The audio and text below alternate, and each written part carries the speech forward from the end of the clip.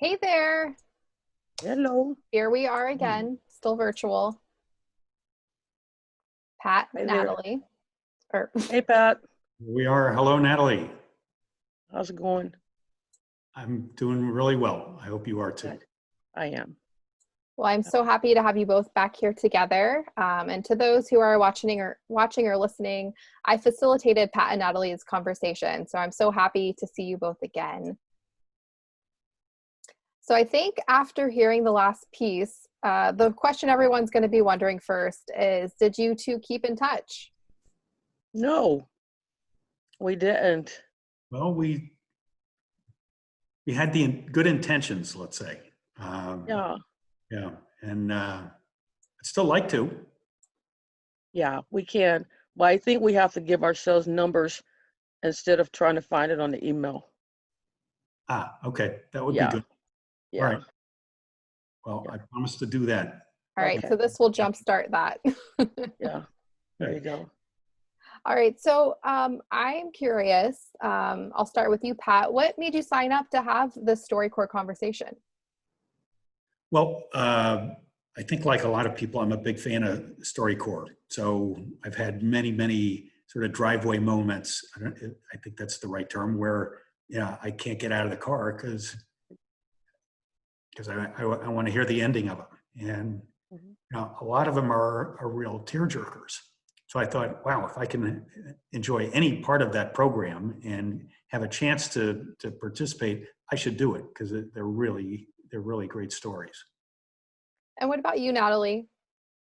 Um, I think the reason I did it was because I was feeling such I don't know if the word is sadness. I'm not even sure what the word is because of the current situation. And I just felt like I needed to do something positive to try to change how I was feeling about the country I love. And I like the StoryCorps cartoons. Those are the ones that I like to watch. And I saw this somewhere about one small step and researched it and thought I'd give it a try. And there's a really specific element to these conversations in that they're with strangers. Was anything about talking to a stranger, um, you know, under the umbrella of you might have different political beliefs or different ideologies? Was any of that appealing or scary, or is that why you did this? Well, I think that was one reason why I signed up. I wanted to hear from somebody different. I think what I found was that, uh, and, and Very different. Natalie, I'm not sure if you felt the same way too, but I think you and I were probably more on the same page on many things than Yeah, we were different, even though our yeah, circumstances may be a little different. Uh, we didn't have any revelations. I think that of like, oh, that's a really different perspective. One thing I did come away with though was, and you mentioned your sadness, and that really that really hit me a bit and made me understand how so many things that are happening out there today can really affect people emotionally, and so that was a yeah. good takeaway for me. Yeah, Yeah. Pat, oh, sorry, Natalie, were you responding? I didn't mean to No, interrupt. I was just saying okay there.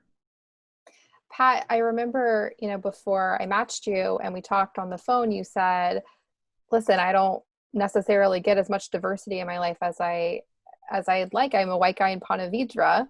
Um, and so I'm wondering, were you trying to get anything out of your conversation, or did you kind of go in it with a goal in mind or anything like that?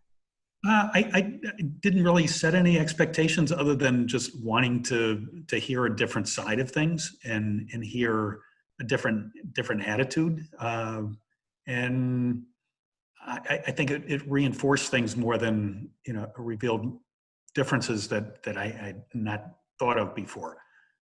Trust me, I get a lot more about a week it's about a week and a half ago when I went to a Trump rally.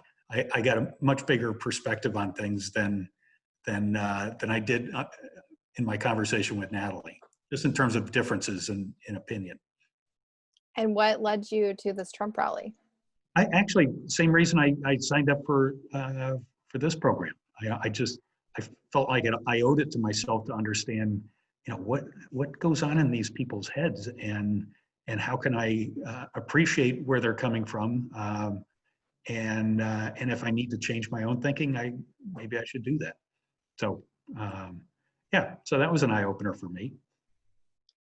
Natalie, can you describe your experience, after you left this conversation? How was it? After I left the conversation, well, I think part of my goal was to understand someone that I didn't know, to try to understand something about someone that I didn't know. I felt like I did that. I felt like that happened. I felt comfortable I just felt comfortable.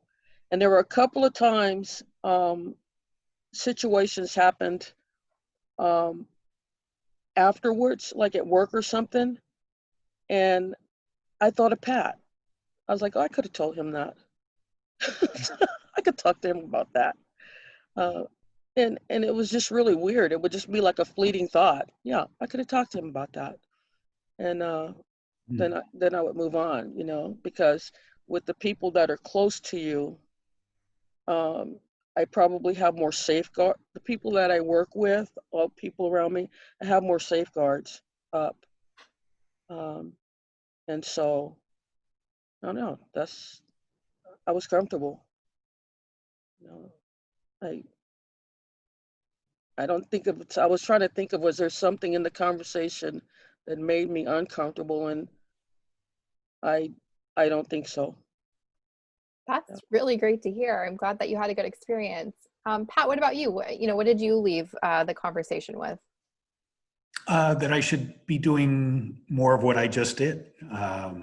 Trying to expose myself to as many different opinions as possible. And so it was a small step, but That's the name of it. it was well worthwhile. Yeah. One small step, right? That's right. That's right. Pretty good. Natalie, I loved how honest you were, and you both asked really deep, genuine questions. You both shared and showed a vulnerability with a stranger you just met. So I'm just curious, what was that like for you? And, do you know what made you feel comfortable to do that? I knew I needed to do something. Um, in all honesty, the current, um, I was feeling depressed and just down. And I just felt like I really needed to do something I really needed to feel better about somebody. I really needed to care about somebody and try to get to know someone that was different, that may be totally different than I am, might feel totally different than I am. But the goal was to understand where that person was coming from. And the only way you can understand where somebody else is coming from I think, is to be honest and be a risk taker. And so, you know, there are things that I told Pat and that I just felt like that's what he needed to know to understand where I was coming from. So, yeah. Well, Natalie, you had a very reassuring way of communicating and presenting your ideas in a very almost philosophical way, but at the same time, you got your point across. And I'm sure you can attribute some of that to the fact that you're dealing with kindergartners all day long. And you got to get them to pay attention and to respect what you're saying. So it seemed quite natural that you were able to reach out to me in the way you did. Thanks, but I think that's probably that's probably more of my military background. Okay. You live with people that are different. You are around people that are different, and you have to make it work.